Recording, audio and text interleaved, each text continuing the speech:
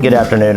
I'm George Hahn, and this is my first report on the annual State of the City of Buda. And I'd like to recognize all the, once again, all the staff members that are here, all the city council members, because they are the ones that help make sure that the city continues to operate and function on a daily basis. And I'm grateful to all of you for your undying and dedicated service to the city and the people of the city.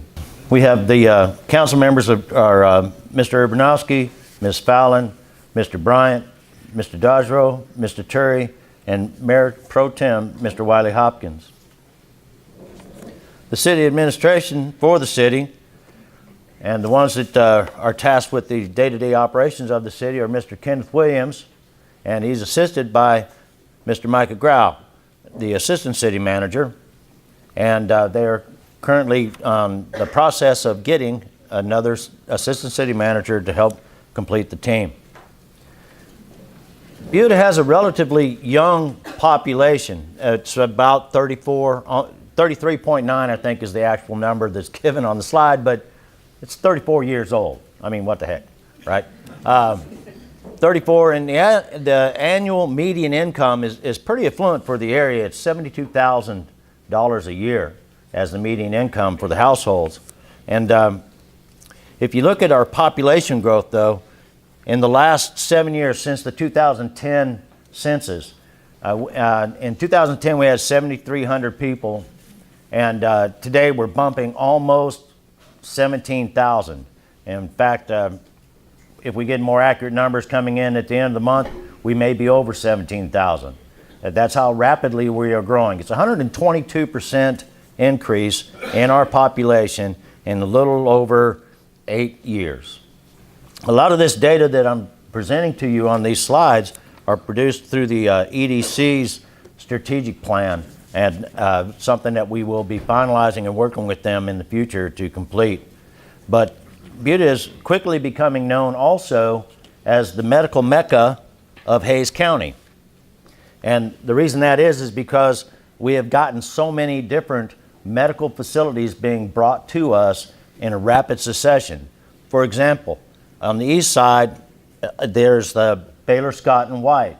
It is our first full-service hospital. It'll be bringing 150 jobs to Buda, and it will be up and operational in the summer of 2019. Sister that with the Seton Ascension, or Ascension Seton Medical Health Care Center, and that's more of a satellite center from the Seton facility in Kyle. It will be outpatient facilities offering pediatrics, women's care, and specialty care. We also have and that'll be coming in summer of 2019 as well. St. David's Emergency Care Center, that is now open on I-35, and it is a freestanding full-service emergency center that will be staffed and up and operational 24 hours a day, 7 days a week. And it's badly needed for our care here in Buda. We don't have to go all the way to Austin or all the way down to Kyle, which doesn't seem that long, but when you're stuck on traffic on I-35, it lasts a while sometimes. So we also have MedSpring Urgent Care Center, which offers urgent care. Obviously, it's not a full-blown emergency center, but it does offer urgent care and can stabilize you and transport you to the nearest emergency care center, and that's located on Main Street. So with all that being said, you can tell we're actually becoming a medical mecca. When you factor in all the ancillary infill that's going to occur, the development with the professional services, the CPL labs, and the other laboratories and care that will be provided in addition to these, you're going to see a rapid increase in the job opportunities available to the people living here in Buda. We would all like to be able to cut our commute down from an hour and a half, 2 hours to 15, 20 minutes. I actually spoke with a lady that is a nurse practitioner at MedSpring, and she is a resident of Buda, and she is so thankful for the opportunity to work here. Other developments that we have going on, the Sunfield multi-use sports complex and retail center. That was something that was brought about by activities of the EDC and the EDC board and committees, where they offered a $30,000 incentive program to bring this about. And this is going to be an indoor sporting events center, mainly focusing on volleyball, but we'll also have retail, sports-related retail in the center as well. It will offer volleyball tournaments, basketball, and other indoor sports.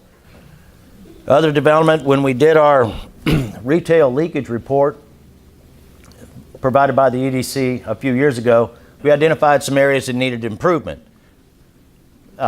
Shopping opportunities, the opportunities for a variety of food products, as well as entertainment.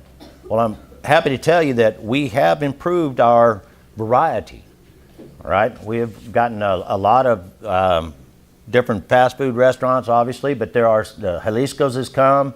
We've expanded and gotten Logan's, and there are several others that have already come. And then there are others that are in the works to move forward, such as Freddy's Frozen Custards, the Panda Express, which is already open, Chick-fil-A, and at Rylander Retail, we do have retail businesses there with the Verizon. At CFT Plaza, there's Sports Clips, and I believe that's where Sunfield or Panda Express is located, and then the Sunoco on Main. And obviously the big entertainment option that's rapidly approaching completion, I believe, is going to be Mavericks. It's the dance hall there on Old San Antonio. And a lot of folks have been asking for entertainment, and we're starting to get some moving in. So I'm happy to see it coming. Besides the retail and the dining, we have a assisted living, and it's called the Buda Oaks Assisted Living and Memory Care Center, and that's going to be on Cabela's, and that's under construction currently at this time. And we also have two new schools, the new Buda Elementary, which is going to be located out on Old San Antonio Road, and then the Johnson High School that's out on FM 967 on the west side of town. And then when you want to look at what we are doing for the city and the citizens, we have to look at the City Hall complex. The majority of this space is designated just for the support of the people, all right? And the City Hall is like the one-stop shop. Whatever you need, whatever department you need, you don't have to go from building to building to try to figure out who you're going to talk to. It's all right there. And in addition to that, we have a huge library that has been a massive success. If you look at it, guys, in the FY 2018, last year, before we opened up the new library in City Hall, there were 61,560 people that came and visited our City Hall and not the City Hall, but the library. So far this year, in just the last 6 months, there's been 113,000 items checked out of our city library. There have been 2,000 new accounts, 261 programs that offered services to 8,000 people.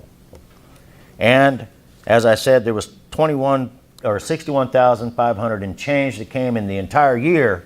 In just the last 6 months of this fiscal year, there's been nearly 61,000 people already attend events or go to our city library. So it's a huge success. And I applaud everyone in the library and everyone involved in development of the City Hall complex. Our public service and doesn't end there. What we have is our public safety building. That was actually the first building that was opened in the complex. It was opened in November of 2017. It offers professional spaces for all of our hardworking men and women of the PD. And it has 3 new officers. One of them was a grateful addition that was our mental health officer, which was glad and grateful. I am grateful that we were able to get that for the people. And it just approved, the City Council just approved the addition, or the lease, I guess, of office space for Texas Ranger, DPS, and the Texas Parks and Wildlife warden. And these are all assets that can be immediately accessed by RPD to assist in improving the safety and security of the people of Buda. So my hat's off to Chief Kidd and everyone that was involved in making that happen. If you look at our residential permits, you can see that the single-family home permits actually went down. They've stabilized at about 168. But if you look at the multifamily units that are being brought online, you can see that there's this massive increase. The multi-unit isn't just apartment buildings, it's also condominiums and townhomes.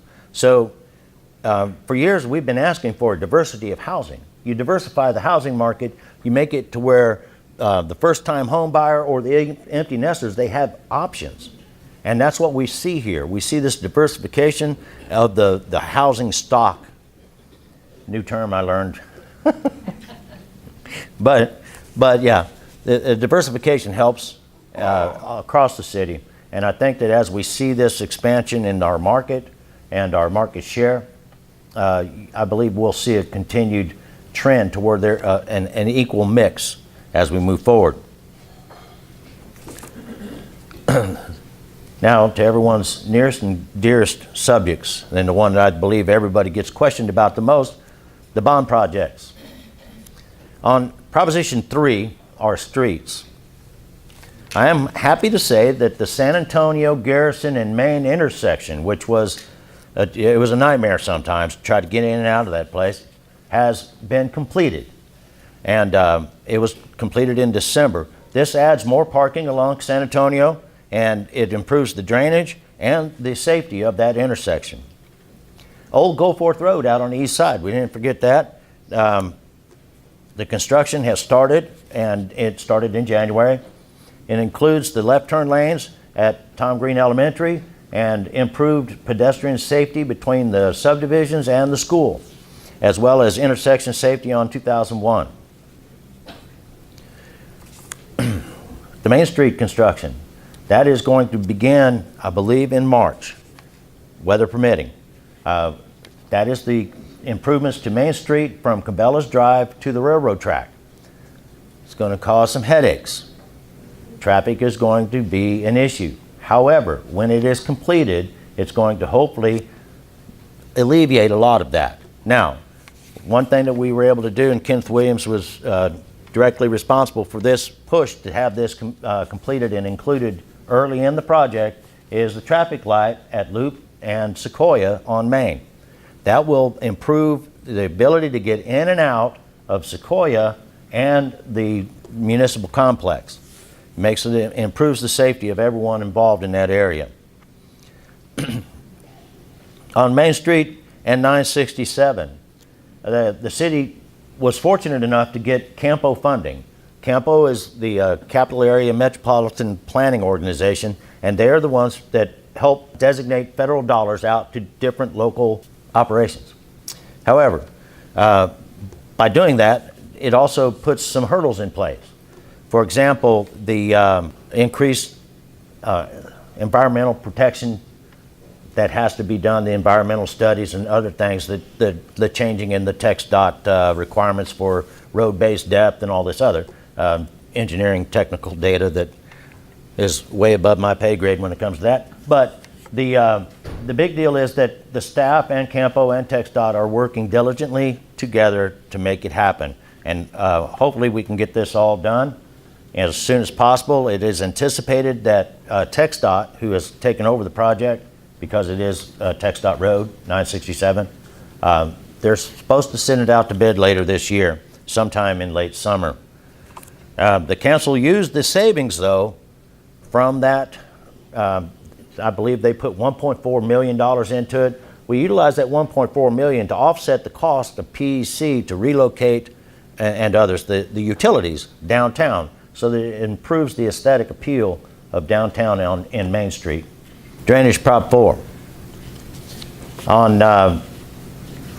Since the floods, there have been a lot of people that are concerned about the flooding in and the downtown area especially. And I am pleased to say that the Houston Street improvements are substantially complete. They've got new culverts in place, new drainage has been improved, The channel has been improved, and the Houston and Railroad Streets main diversion channel is being completed. There's also additional storm drains that were placed on Houston and Rose Streets. Project 1A, which is the drainage along West Goforth, where there were a lot of people that anytime it rained, they flooded out. That has been moving forward. It has met some obstacles, but the land acquisition and the final design phase has begun, and we are going to move forward on that as quickly as possible. And the final design should be completed in due course. Thanks to the hard work of the staff, our legal department, and the willingness of property owners out on Oxbow, we've had substantial movement on our Oxbow trails drainage projects, and the main acquisition of property is complete. We have included our channel improvements, the replacement of the culverts and other existing culverts underneath of Remuda Trail have been removed and replaced, and it is expected to be completed sometime this March. The parks. The splash pad out on the east side at Green Meadows is complete. Thanks to the hard work of Mr. Beggs and the Public Works Department, they were able to save us a lot of money by completing the restrooms and the pump stations. And I believe those are going to come online, and everybody will be enjoying the new splash pad late March of this year, weather permitting. Then, of course, City Works and the Public Works has worked diligently in our new park. Most of you have seen the grading and the dozer work that has been done in the project. That saved us a lot of money. The bid was awarded, and a bid and contract was awarded to the bar company, and they are expected to already have begun later this month to begin the construction on the main city park. It will take about 12 months, but at the end, we are going to have an exemplary facility for everyone to enjoy. There will be the amphitheater, the public play areas, the game areas, the pavilion. There will be 2 playgrounds. There will be a splash pad, and all the other trails and amenities that you can think of, restrooms. It's just going to be a beautiful facility. And I appreciate the patience of the city and the citizens in letting us move through this as quickly as possible. So by late March of next year, hopefully in time for the next Winter Dogs races, we'll be up and running and fully operational. Transportation, other items on transportation. Capital Area Metropolitan Planning Organization, CAMPO, has funded at least a part of or all of the FM 2001 Overpass Road pedestrian improvements. This is a 10-foot wide hike and bike trail that extends from Overpass Road along Old Goforth to 2001, or the vice versa, along 2001 to Old Goforth. But anyways, it's 10 foot wide. The original cost was $500,000. Campo paid $400,000 of that, saving the citizens of Buda $400,000. The land use transportation analysis on FM 1626 and 967 intersection. That original cost was $200,000. Campo picked up $160,000 of that. The connectivity study that will analyze the travel patterns between 1626, 967, and South State Highway 45 West and I-35. That had an original price tag of $350,000. Campo agreed to pay $280,000 of that. The Transportation Master Plan is something that the city is going to be working on, and it's going out to bid this month. On Old Black Colony, which has been an issue in recent times, the city is working closely with Hays County to complete the corridor and TIA, the traffic impact analysis, so that we can begin the design phase of that project, hopefully in the near future. Facilities reuse. The city is working with Ash and Lime and the key stakeholders to find the best reuse of our facilities. Obviously, they're a very valuable asset to the city. Ash and Lime has had discussions with the key stakeholders as well as the interested parties, and the staff has gotten back and feedback through a variety of methods, to include the booth that was set up to receive feedback during Buda Fest, as well as on our social media page. As far as the annex goes, Council recently approved a 4-year contract to lease the space to the VFW. They needed a space, we had it available, and we provided it to them. The City Hall has had several options discussed, and one of them includes the partnering with the Chamber and the EDC to provide a business incubation center to where startup businesses or businesses that need facilities can get low rent office space and meeting space from the city. The old library has had a lot of ideas bounced around about it, but right now it seems like the trend is that it could be a possible visitor center and office space provided to our tourism and the Main Street departments, but as well as a common meeting space for community projects and organizations. On our utilities, we are in the process of replacing all of the utility meters in the city. And the reason is to provide more accuracy and a more accurate accounting, but it's also an opportunity for the citizens and the businesses that use our water system to be able to accurately track their usage, so that I can identify in a moment. I can go online, check it, and say, wait a minute, I've got a leak going somewhere, or I'm getting really crazy with my watering schedule. I've gone 5,000 gallons in an hour. All right, so it gives the opportunity for the user as well as the city to better manage our resource and to make sure that there is no waste or overuse. And you can get more of that information on the ci.buda.texas.us/water. The wastewater treatment plant, that's been in the works for many years now. It is going to double our capacity from the current 1.75 million gallons per day to 3.5 million gallons per day, and it should meet the needs of the city for many years in the future. The Alliance Regional Water Authority, it used to be called HCQA. We entered into a contract with them to provide water to the city, and it will provide future needs for well into the future, as far as we can see, until other sources are developed, such as our ASR. But this will come online, fully operational by 2023, barring any other unforeseen setbacks. The Phase 1A pipeline, that portion of the pipeline connecting Kyle to Buda, has been completed, and as you were, it will be done later this year. But one phase of this pipeline system, it just starts growing exponentially.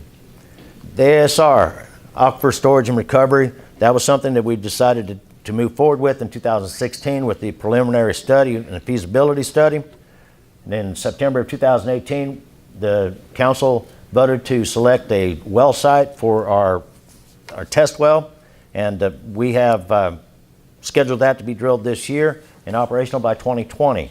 The good news on that front is that Representative Zwiner and State Senator Donna Campbell have both sponsored legislation to change the rules. It used to be that if you were pumping through the Edwards Aquifer, you had to use Edwards water. You couldn't pump any other water through that aquifer. And our goal is to pump through the Edwards down into the Trinity, create a bubble of fresh water that we can tap in times of drought. That's the reason why it's the storage and recovery. With this new legislation, hopefully it will pass. We'll be able to pump GBRA and ARWA water through that and into the Trinity for future use. In other news, we've gotten a clean financial audit. The outside firm of Whitney, Penn and LP, and with this financial audit being a clean audit, means that that the financial records of the city have been determined to be free of misrepresentation. We updated our charter. The citizens of the City of Buda voted in 2017 to change the charter to single-member districts, and we are transitioning into that. We currently have 3 single-member districts and 3 at-large council-member districts, with the mayor remaining at-large. Once the population hits 25,000, we will transition into full 6 single-member districts with 1 at-large mayor. We amended our water resource management and drought response ordinance to more closely reflect the triggers from the drought or for drought at our at GBRA as well as the Edwards Aquifer, and we changed the new ordinance that addresses our splash pads and our heritage trees. Our fire department, and I'm hoping members of the fire department are available. If not, just please pass it on. My hat's off to them. They were able to earn a 1 ISO rating. And what this means is that they are providing an exemplary service at the highest level and quality and effectiveness for the city. What does that mean for us? As citizens, it means that you can get the most advantageous insurance rates for your properties with that rating. And I believe all you have to do is let the insurance companies know that the local fire department has 1 ISO, and it will help. We also started a Star Bus. It had been operational, but it was a hit and miss thing. We got a new bus. This one is ADA compliant. It has 2 places for wheelchairs. And the specific purpose of this is to provide transportation to our seniors, to medical appointments and elsewhere as needed. This year we had our first annual downtown tree lighting and cocoa jingle. It surprised everyone, the amount of people that actually showed up. So the after action report reflects that, and we're going to make some changes to the way that we manage the crowds. But it was a happy surprise. There are several awards that the staff and the city have earned this year, and I'd like to just point out a few. Buda was proud to receive TML's Excellence Award for our police department's mental health officer position.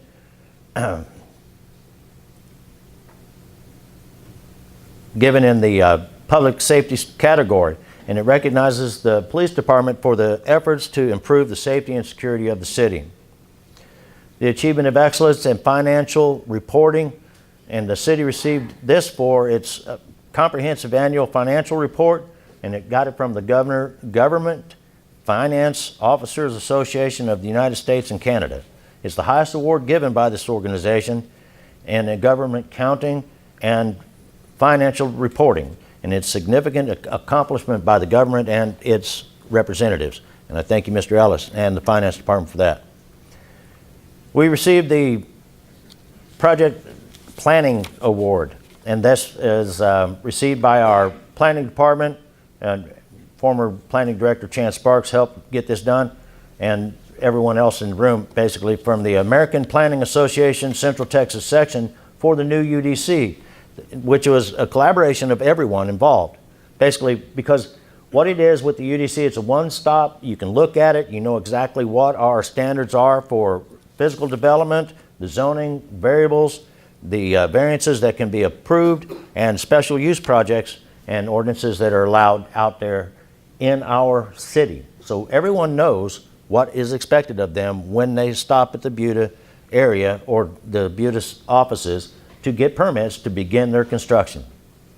The Budget Presentation Award, and thanks to Mr. Ellis and Mr. Williams, again, for our Finance Department, and the Buda received this award from the Government Financial Officers Association for its current budget.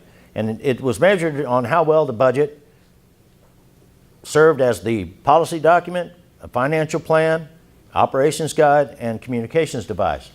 And it's clear, easy, and concise, and everyone can understand it, and it makes it a lot better for everyone involved if you start looking to try to figure out what the city is spending its money on. The Sustainable City Award.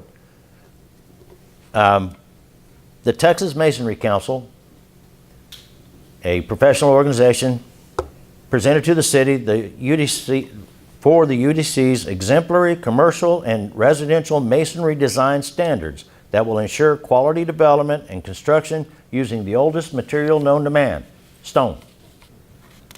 They were very pleased with the amount of stone work that we require, masonry work that we require on the buildings built here in Buda. We got an award of honor from the Texas Association of Municipal Information Officers for Mr. David Marino's, yeah, there you are, hiding behind the camera. David Marino produced a video for us called Buda Back in the Day. Thank you, Mr. Marino. And congratulations on your award. Upcoming events, last but not least. February 27th, we're going to have the Legislative Day at the Capitol. And this is specifically to go to the Capitol to support TML's campaign, Our Home, Our Decision. There are a number of bills floating right now, but the number one is SB2, HB2, which would basically erode local government's ability to make a determination on how to respond to local problems. So, Our Home, Our Decision is the campaign slogan, and it's to raise the awareness of the state's taking of local control. And from the people elected by the people to solve local problems. Would let everyone know that on March 31st, that is the deadline to apply and submit your applications to the city clerk, Miss Ramirez, for any boards and commissions that you would like to volunteer for. I know everyone in here will volunteer for at least two, hopefully. Buda Trash Off will be April 6th. We'll get all the trash that we can hauled out of here that is not normally picked up by TDS. And then Buda Easter Egg Hunt, that's always fun, and that's going to be on April 13th. With all that being said, hopefully I didn't go over much time. Oh, no. I'm good.